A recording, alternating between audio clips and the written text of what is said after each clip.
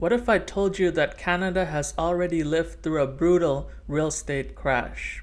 In the early 1990s, home prices in Toronto and Vancouver did not just flatten out, they collapsed. Prices dropped, interest rates soared, and it took years to recover. Sounds a little bit familiar?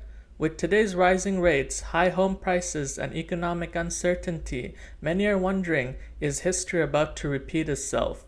Let's take a step back and look at the Canadian housing crash of the 1990s and break down what lessons we can learn, especially if you're thinking about buying or selling real estate this year or in the near future. In the year 1989, the average price of a home in Toronto peaked at around $275,000 Canadian. By 1996, that price had dropped to about $195,000, a decline of nearly 30%. Vancouver saw similar pains, with stagnation and steep prices cuts in the early 90s. Interest rates were a major factor. Mortgage rates were over 11% at the time. And then you add to that an economic recession, high unemployment, and over-leveraged buyers. It was the perfect recipe for disaster. So the truth is, if you look at the historical data, real estate does not always go up in a straight line.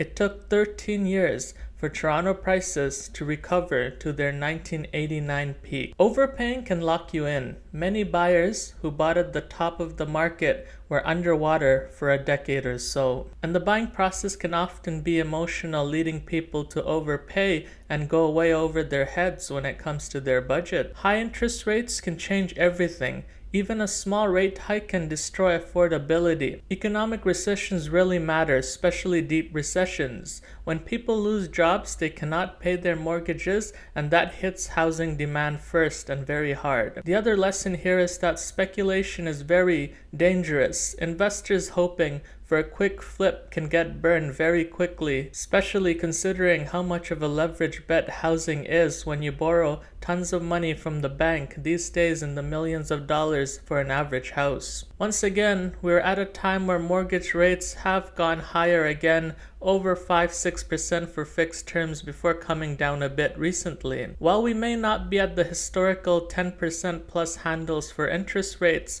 what you have to factor in is that debt levels are much higher now than they were in the 90s, and the average house costs so much. So even a smaller interest rate can make the debt burden much larger at a nominal scale.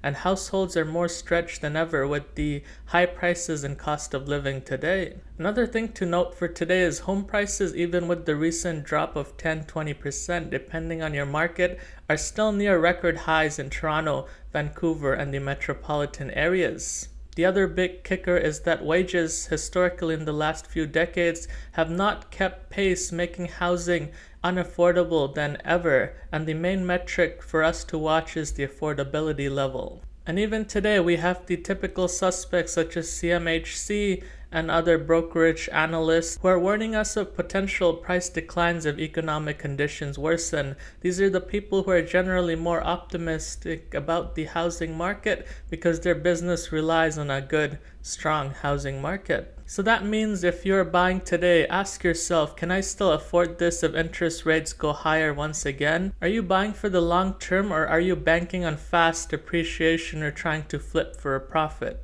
Can you handle a drop in value and still stay in your home? Whereas on the flip side, if you're selling today, think about, am I being realistic about pricing? The frenzy is probably over and I'm not going to get those highs of 2022. Know that buyers are generally more cautious and it will take longer to sell today than the last few years. So to conclude, the Canadian housing market has been through cycles before.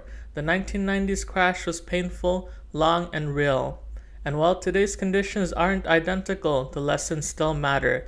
Don't over-leverage, think longer term, and understand that the market can go down for some time. If you're thinking of buying or selling, arm yourself with knowledge, watch more videos and read some books, do your homework, and don't fall into FOMO. If you found this helpful, please like this video, subscribe to the channel, and comment below with your thoughts. Are you planning to buy or sell or wait? Let's talk about it. Thanks for watching and stay smart out there.